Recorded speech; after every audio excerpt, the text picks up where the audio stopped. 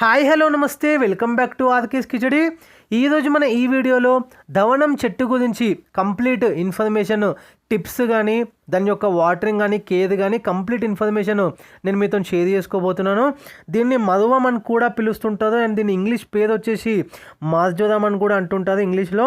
And దీని యొక్క importance విషయానికి వస్తే ఇది జనరల్గా మనకి స్మెల్ అనేది ఎక్కువ వస్తుంది కాబట్టి ఇది కాస్మెటిక్స్కి సంబంధించిన ప్రోడక్ట్స్లో దీన్ని చాలా వరకు యూజ్ చేస్తుంటారు. అండ్ ఇంకొకటి మనకి అడ్వాంటేజ్ కూడా ఉంది, ఇది మనము రెగ్యులర్గా మనం ఆకుల్ని తీసుకోవచ్చు. అంతేకాకుండా చాలామంది మనము పుదీనా కానీ ఇట్లా వేరే అంటే ఇంట్లో కుకింగ్కి సంబంధించిన అవి మనం యూజ్ చేస్తుంటాము రెగ్యులర్గా, పుదీనా కానీ ఇంకా వేరే కానీ ఇది కూడా మధువం కూడా మనం యూజ్ చేసుకోవచ్చు. చాలా మంచిగా దీని నుంచి టీ కూడా ప్రిపేర్ చేసుకోవచ్చు దీని యొక్క లీవ్స్తోని.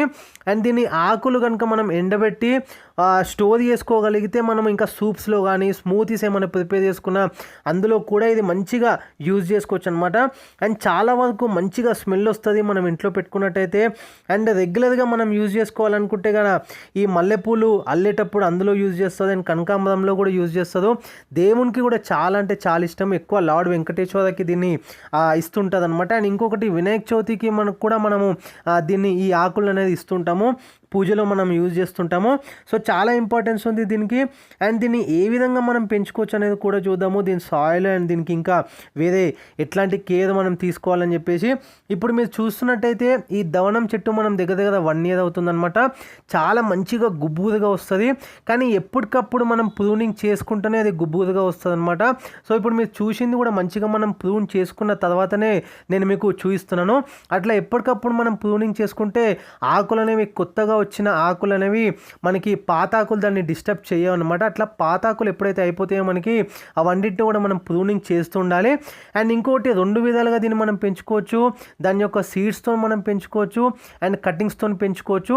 ఫస్ట్ ఇప్పుడు ఇది మనము నర్సరీ నుంచి తీసుకొచ్చినాం అనమాట. 1 year అవుతుంది. అప్పుడు చాలా అంటే చాలా చిన్నగా ఉండే అనమాట, జస్ట్ 2-3 ఆకులే ఉండే చిన్న బ్యాగులు అనమాట.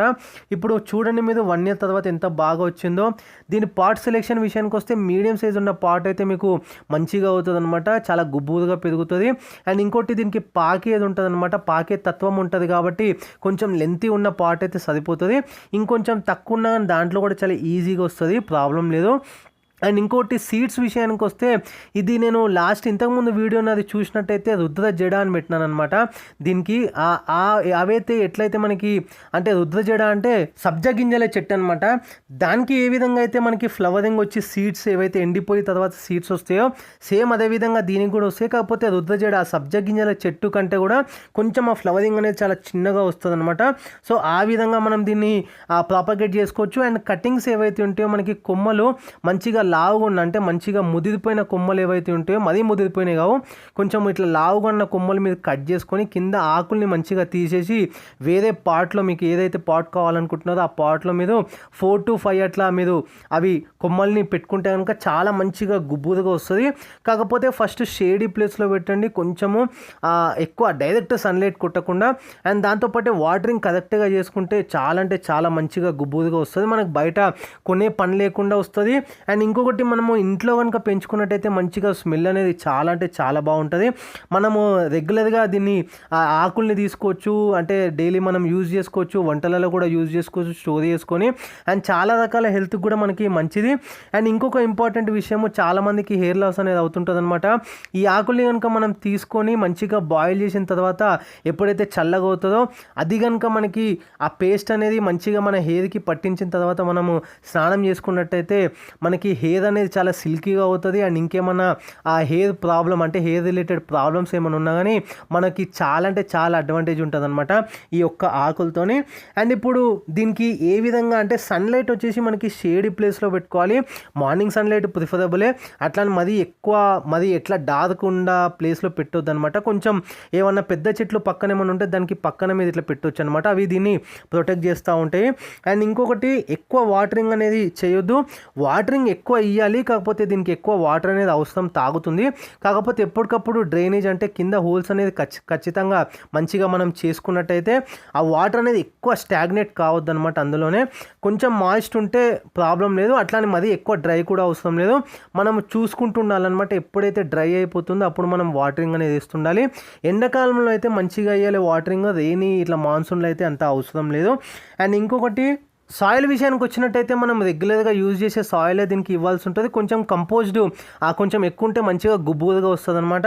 అంతేకాకుండా మంచి ఎక్కువ నైట్రోజన్ ఉన్న ఫర్టిలైజేషన్ ఇవ్వాలన్నమాట. ఇంతకుముందు అంటే చెప్పినట్టు ఆ కంపోజ్డ్ కౌడంగి కానీ ఇంకా మంచిగా గోట్ మాన్యూర్ అట్లా మంచిగా ఇచ్చుకుంటే మంచిగా ఇది గుబ్బుగా వచ్చే ఛాన్స్ ఉంటుంది అనమాట.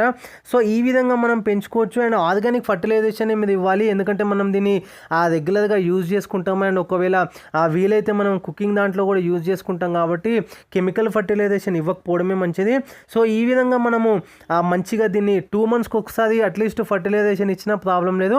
రెగ్యులర్గా ఇవ్వకుండా ఇది చాలా బాగా గుబోదుగా వస్తుంది అనమాట. అండ్ అప్పుడప్పుడు మీరు పసుపు ఆకులపైన ఇట్లా లైట్గా చల్లుకోవచ్చు. అంతేకాకుండా పసుపు యొక్క స్ప్రే కూడా అంటే వాటర్లో డైల్యూట్ చేసి ఆ స్ప్రే కూడా మీరు స్ప్రే చేసుకోవచ్చు. అట్లా కూడా మంచిగా ఆకులు ఏం డ్యామేజ్ కాకుండా ఉండడానికి ఛాన్స్ ఉంటుంది అనమాట.